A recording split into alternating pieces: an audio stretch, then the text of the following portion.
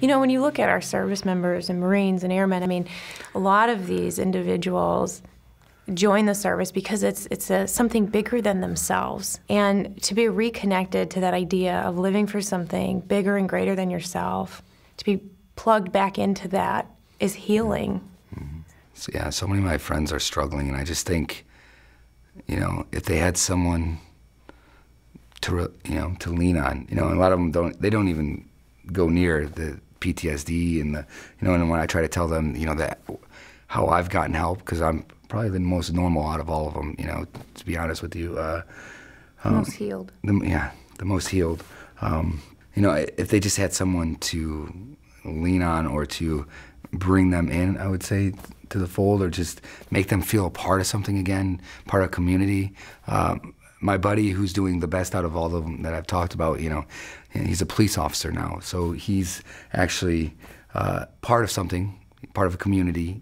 But for the other guys who don't have that, don't have families, don't have, or are on their second divorce, they need God, they need community, they need a pastor to actually go to them or to come to them and be like, hey, I'm here for you. What do you need? Like, just please tell me. I can't think of anything more important than belonging.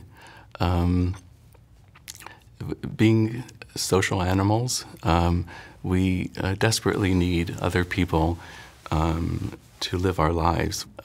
From a Jewish standpoint, healing happens within community. And I mentioned earlier that the tradition says that you take away 1/60th of someone's suffering. So that the question is asked in the Talmud, well, then just have 60 people visit and get rid of it. And the answer is that indeed that could work, but only if they loved him like themselves. So I think that on the micro level, an individual who's going through suffering needs to know that there's a safety net of a community willing to catch him or her. And there are so many people who are not connected, and we really need to make bridges to them and create doorways, openings that they can find their way without feeling like they have to, we would say in our community, stop eating shrimp or take on observances that they're not ready to accept. And really be there as people. Synagogues need to provide what people need. We have created a society of perfectionism, that everyone needs to be a perfect Muslim, or perfect believer. And if you're not a perfect believer, then you're a sinner, then you're an outcast, that you don't belong. And what that does, it creates many problems.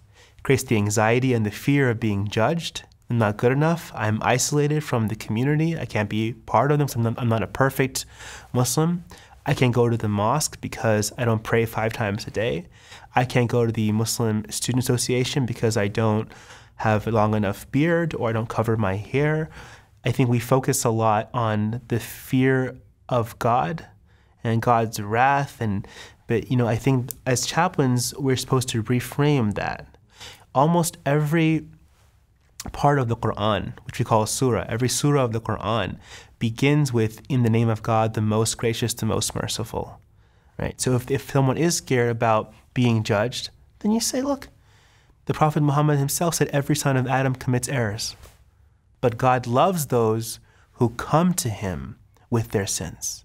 He wants you to come.